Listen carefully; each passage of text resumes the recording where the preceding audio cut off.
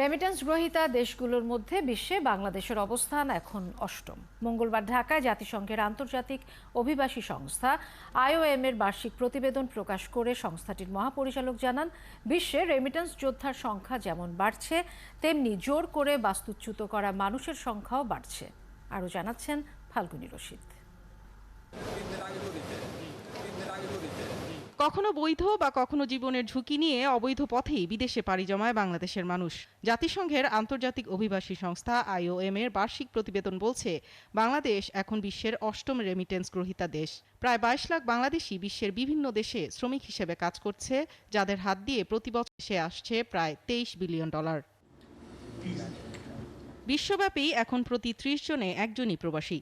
বিশ্বের $831 বিলিয়ন রেমিটেন্সের বাজারের প্রায় $650 বিলিয়ন আসছে নিম্ন ও মধ্য আয়ের দেশগুলোর অভিবাসী শ্রমিকদের কাছ থেকে। অর্থনীতিতে বাংলাদেশি অভিবাসীদের গুরুত্ব পর্যালোচনা করেই এবার IOM এর বার্ষিক প্রতিবেদন প্রকাশ করা হয় ঢাকায়। সংস্থাটির মহাপরিচালক এমি পোপ জানান, বিশ্বে অভিবাসীর সংখ্যা যেমন বাড়ছে, তেমনি জোরপূর্বক বাস্তুচ্যুতদের সংখ্যাও বাড়ছে। বৈধ পথে বিদেশ যাবার ব্যবস্থাকে সহজ এবং উন্নত করতে আরও কাজ করা প্রয়োজন। এর ফলে অভিবাসী নির্যাতন কমবে, কারণ যারা অবৈধ উপায়ে বিদেশ যাচ্ছেন তারাই নির্যাতন কিংবা অনৈতিক আচরণের সম্মুখীন হচ্ছেন।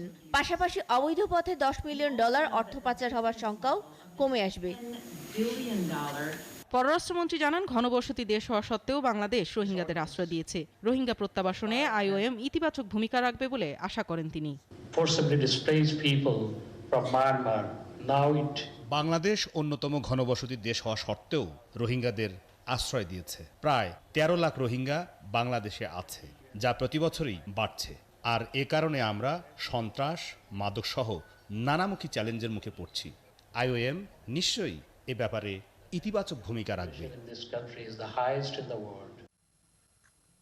এর আগে প্রধানমন্ত্রী শেখ হাসিনার সাথে সৌজন্য সাক্ষাৎ করেন IOM মহাপরিচালক। বার্ষিক অভিবাসী প্রতিবেদন প্রকাশ উপলক্ষে 3 দিনের সফরে এখন ঢাকায় রয়েছেন এমি পোপ।